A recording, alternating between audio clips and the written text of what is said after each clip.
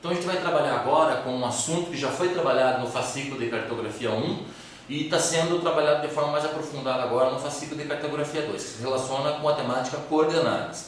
No fascículo de cartografia 1, a gente trabalhou com dois tipos de coordenadas, coordenada geográfica e coordenada geodésica. E a gente apontou alguns elementos da coordenada plana. Nesse momento, a gente vai estar trabalhando de forma mais aprofundada com um tipo específico de coordenada plana, que é a coordenada universal, transversa e mercado. Então, quais são os elementos desse sistema universal, transverso e mercado?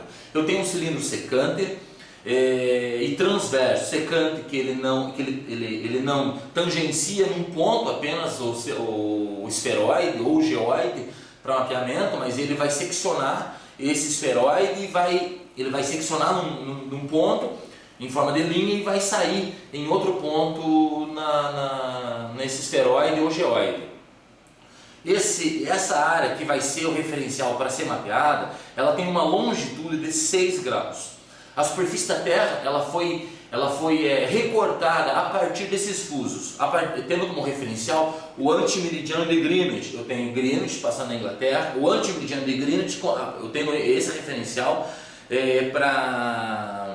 como marco zero para o estabelecimento dos fusos TM. Então eu tenho o antimeridiano de Greenwich, 6 graus fuso 1, 6 graus fuso 2, 6 graus fuso 3 e assim por diante. De 6 em 6 graus eu tenho fusos UTM, até chegar retornar no antimeridiano de Greenwich. Então eu tenho 60 fusos, 60 faixas, de norte a sul, seccionando o planeta. E essas áreas vão ser os referenciais para estar realizando, para que a gente possa realizar mapeamento sistemático em relação à superfície da Terra. Mas vale trazer um outro elemento para reflexão. Além de eu ter fusos de 6 em 6 graus, para o mapeamento sistemático eu tenho os 6 graus, mas eu tenho cartas, eu tenho faixas de leste a oeste, de latitude de 4 graus. Então eu tenho o planeta inteiro sendo seccionado por fusos de 6 graus e tenho faixas de 4 em 4 graus, a partir do Equador, de 4 graus norte e 4 graus sul. Então vamos pensar num exemplo. Eu tenho o planeta de 6 em 6 graus e daí eu tenho, a partir do Equador, 4 graus faixa A, 4 graus faixa B, 4 graus faixa C, 4 graus faixa E e assim por diante, de norte a sul. Mas o que diferencia, qual que vai ser o elemento para diferenciar faixas a norte e faixas a sul? Eu tenho uma carta do Exército, um exemplo, que ela vai chamar SG-22. O que quer dizer esse nome? Faixa, carta do Exército, SG-22. Quer dizer, 22 quer dizer o fuso TM. A partir do antimeridiano de Greenwich, eu venho contando de 6 em 6 graus até chegar no fuso 22. O S se relaciona com o hemisfério sul e o G é a faixa G. Eu tenho 4 graus faixa A, 4 graus faixa B, 4 graus faixa C e assim por diante, até eu chegar na faixa G. Então, determinada carta do Exército vai ter essa nomenclatura, vai ter a nomenclatura SG-22. Quais vão ser os elementos do fuso para a gente estar utilizando esse sistema de coordenada para localizar feições ou fenômenos na superfície da Terra? Então eu tenho, cada fuso vai ter um meridiano central e dois referenciais, o meridiano central e a linha do Equador para estar localizando essas feições ou fenômenos.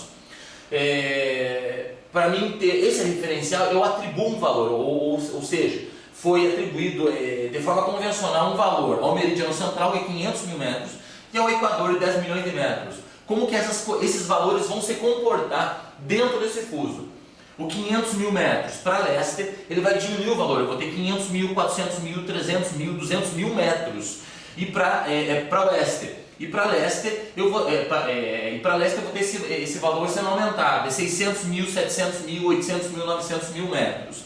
Em relação ao Equador, se eu me encaminhar a sul, eu vou ter 9 milhões, 8 milhões, 7 milhões, 6 milhões. Se eu for para norte, eu vou ter esse valor sendo aumentado, 8 milhões, 9 milhões, 10 milhões. Em relação ao meridiano central, eu tenho esse mesmo valor sendo atribuído tanto para o hemisfério norte quanto para o hemisfério sul. A diferença vai ser que pro Equador, o valor atribuído para o hemisfério sul vai ser 10 milhões de metros. Para o hemisfério norte, eu vou ter esse valor como 0 metro. E daí esse valor eu vou ter 1 milhão de metros, 2 milhões de metros, 3 milhões de metros e assim por diante. Essa vai ser a sistemática de funcionamento das coordenadas dentro do fuso UTM.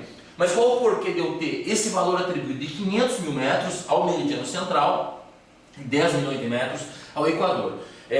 Isso tem por objetivo não produzir coordenadas negativas. Em qualquer ponto desse fuso eu vou ter uma coordenada positiva, certo? Então vamos partir de apenas um exemplo para que no próximo vídeo a gente possa resolver um exercício. Então imaginamos que eu tenha, um ponto aqui e esse ponto tenha por coordenada x, vou ter 300 mil metros, barra, vai ser 10, 9, 8, 7 milhões de metros. 7 milhões de metros. Como que eu se esse sistema de coordenadas é um sistema plano cartesiano, eu posso localizar essa coordenada em um plano cartesiano e conseguir estabelecer as reflexões nesse plano cartesiano, porque eu tenho não medidas em graus decimais, mas sim em metros. Localizando a coordenada 300 mil o quê? 300 mil metros, mas é a coordenada x. Então eu vou buscar a coordenada no eixo x.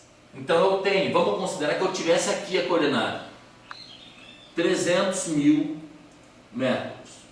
E a coordenada y no eixo y. Então eu teria aqui 7 milhões de metros. Fazendo o prolongamento da posição, eu teria o ponto A. No próximo vídeo a gente vai estar resolvendo um exercício para que vocês possam trabalhar isso em outras reflexões relacionadas à coordenada UTM.